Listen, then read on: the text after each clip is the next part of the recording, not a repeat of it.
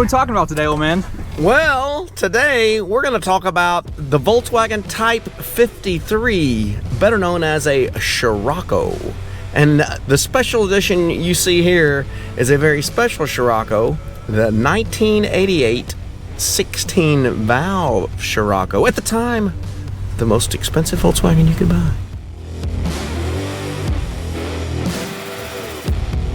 Boom! Hey AJ, how you doing this morning? Doing well. I'm gonna squeeze in there. You get started in frame. Today we're going to bring you, everybody, a very special episode that's meaningful to us. Oh, very meaningful. We're going to talk about the Type 53 Scirocco. Scirocco. Yeah, baby. I will say this much. There is a lot of people out there that have asked questions about the Sciroccos. So you know what? We're going to bring you guys a story of our Sciroccos and Sciroccos in general. You know, they say those who know. You know, you take a bus or a Beetle to a car show, everyone has a Beetle or bus story.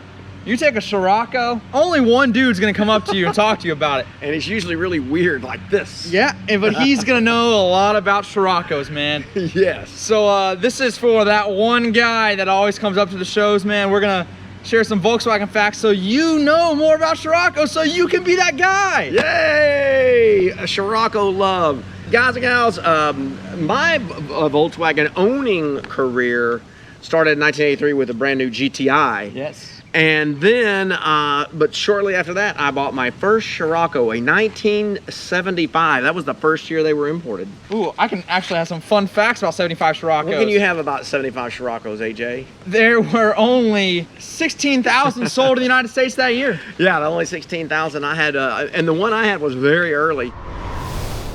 Jake Garrison, we are sitting in Rocky 12 where the magic happens. This is Rocky 12, but ladies and gentlemen, we're sitting in a Scirocco, a 1988 16-valve Scirocco. As we said earlier, a lot of people are always asking, hey, look at those Sciroccos. There's a lot of interest in our Sciroccos. There's a lot of interest, man. And you know, it's like I said, people who know. They made a lot of these in the day, and they did? Yeah. Why'd they start making them, old man? Well, Scirocco's a kind of an interesting story. Volkswagen knew that the Beetle was kind of getting long in the tooth.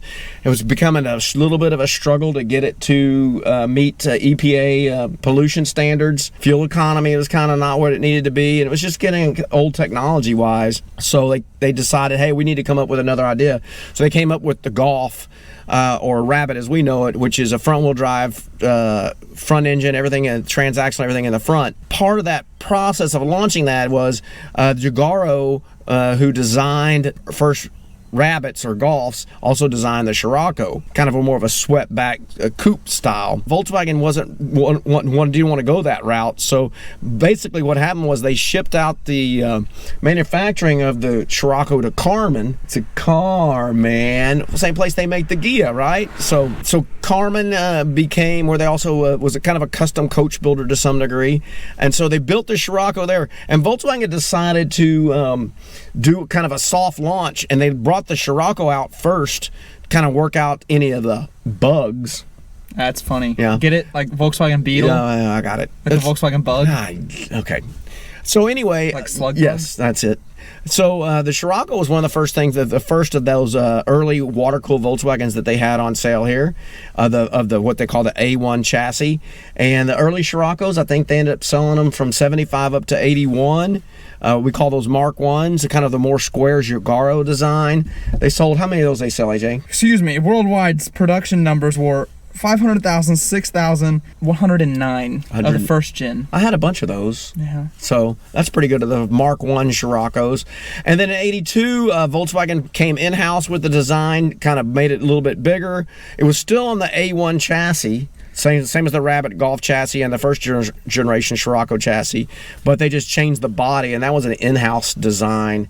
And that's what we're sitting in here. Those are called Mark IIs. The United States, they went from 82 to 88. I think the production continued on in the UK and some other places for a few years. They ended in 89 was last year they made them, and they sold a couple in 90. Yeah. So we're sitting in a 1988 16-valve Scirocco. This is Rocky 12. How do I end up a name like Rocky 12?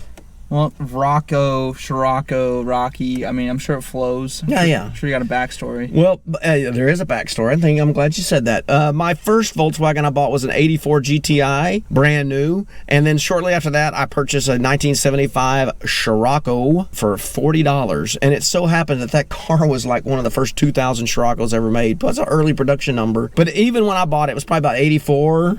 85, somewhere in there, wasn't even 10 years old. It was rusty, so it became a race car. Little did I know it would probably been worth a lot of money if I'd kept it. It was pretty rusty, but anyway, it was a silver, and but I painted it black. So anyway, that's another story for another day. Scirocco's in my world, I was water cooled before air cooled, although I was air cooled first because that's what my aunt and uncle and mom and grandpa had. But the Sciroccos themselves are fun little cars, sporty little cars, and the epitome of all Sciroccos is the 16 valve. It's a 1.8, puts out about 125 horsepower, something like that. And back in the day, it was quite interesting because it would blow off the Porsche 944s. So Porsche had to come out with the turbos, and of course then it was quicker, but it cost more. But these are nimble little cars, and very efficient. And I think the coolest thing about them is later on, of course, Rabbits were made in Westmoreland, Pennsylvania, like my GTI, and the things just fell apart. The materials, just the craftsmanship, they just weren't very well. The materials mostly they were turning back to becoming dinosaurs. The plastic would deteriorate in your hands. But the Sciroccos were made in Germany, and it's very solid cars to this day. I mean, we're sitting here in Rocky 12. I bought this back in February. It was in pieces. We put it back together, and we're going to take it for a little spin. Hey folks out there in VW Life land, if you like what you see, make sure you hit the subscribe button. Tell your aunts, tell your uncles, everybody about VW Life. Make sure you go down and look at our Merc page, man. We got some good stuff down there. There's a lot of good stuff. I saw some Orange Menace shirts, and more stuff is coming soon. So check it out. All right, let's go for a spin. Please don't hit my Scirocco. I'm gonna go back first. Don't hit my Scirocco. That's Rocky 5. That's Rocky 5, and this is 12, so... Whew. I know. Nothing shifts like a Scirocco. All right, so nice little 5-speed. And you can see, got 160 mile an hour speedo. I usually reach that on the end of my street. You'd think they were being a little generous at 160? I'm gonna say no. Why'd they say 100? But some of us can get up there. Yeah. Off a cliff. Right, but maybe. Well, this seems safe. Jesus. Did you get that on tape? I got us, not that guy. I thought we caught air right there. That was awesome. What's the difference between like an 87 and an 88 there, old man? Oh my gosh, you're getting into some major details. For some reason whoa, that gauge is different than the one I'm on. I just noticed that. Yeah, for some reason they had upshift lights. On the first 16 valves, correct? I don't know why they did that. 86s and 86 and a half when they first came out. And 87s had upshift light indicators. It's an economy thing. So they quickly did away with those and put a water temp gauge in there. Why's your water tape gauge different than mine? What do you have there? Mine's like a bunch of different dials. There's no light on or anything. I don't know. I gotta look at that. Rumor has it that Rocky 5's had a speedo change at some point. Doesn't work, so. A cluster change, I don't know. My clock doesn't work.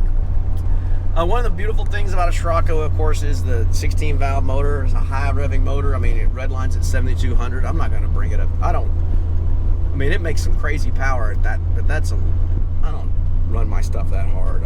I just don't see the need for that. Check his Instagram if you don't want to believe that. Hey, I was going fast, but I wasn't running 7,200 RPMs. You know, what's the difference? There's a big difference. One of the things I love about these cars is just the really simple interior. The 16 valve on the dash, about the only indicator inside that you have. And then Heisenberg. Yeah, I got my Heisenberg stereo. This had some sort of, I don't know, some crazy modern thing.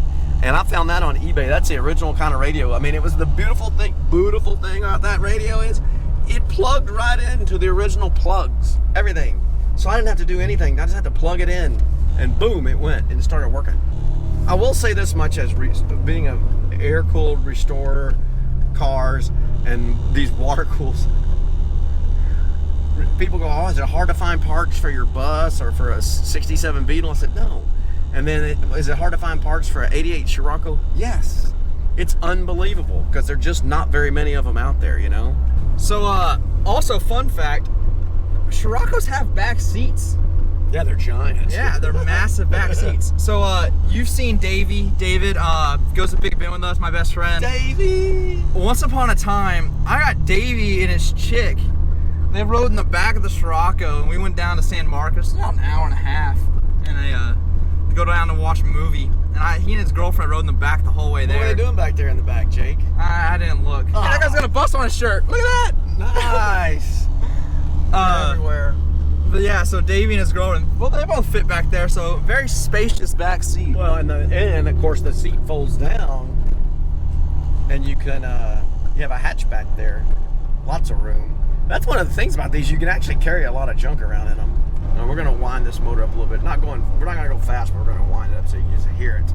I love the sound that this thing makes. Uh-oh, don't run over the guy in the four-wheeler.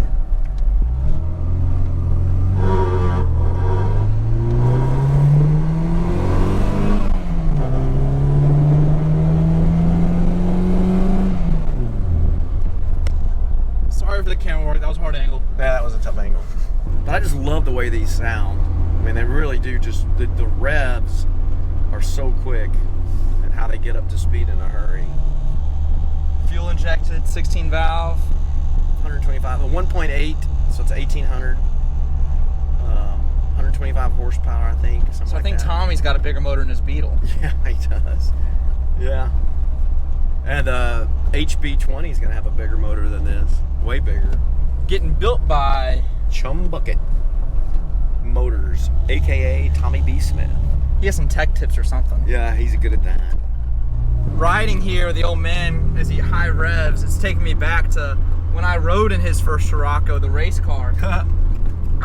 They didn't have a passenger seat because it was a race car, so he had a milk crate there. And I remember vividly remember going on some road that hadn't been developed yet, and I'm riding on a milk crate. I'm like 5, and we're riding on that, and the old man starts slaloming, forgetting that I'm on a milk crate, and I go, whoa, boom, and hit my head on the plexiglass next to me.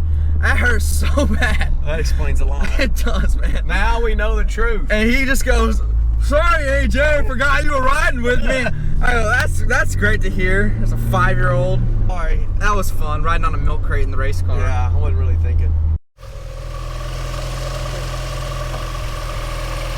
Sponsor us, General Tire. Oh yeah, Chill Grabber Mafia. Well, there's the power there. 16 valve. As part of what we've been doing is just putting pieces on there. I still need a few things that we're missing, but when we got it, it had a lot of stuff missing on it and was kind of messed up. So we put new struts, strut bearings, that kind of thing on here. Belts, timing cover was missing. All the hoses have been changed. It does have air conditioning. I don't have it hooked up yet. It's an R12 system, so if we decide to go that route, we will. But it's coming along nicely. I'm really happy with how clean it is. It seems to be running pretty strong, and I'm happy with that. One of the things we're getting ready to do is the bumpers. This has a Euro bumper on the front, which I'm a stock guy. Y'all know that. We got a parts car, Rocky 11.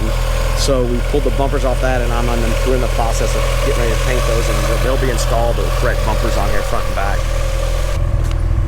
One of the things of most Sciroccos is these seat bolsters just took a beating, so that's something that's in the news to get repaired there too eventually as well. It's a car, man. Jake was talking about, how much room you have back in here. Uh-oh, knocked our cap off.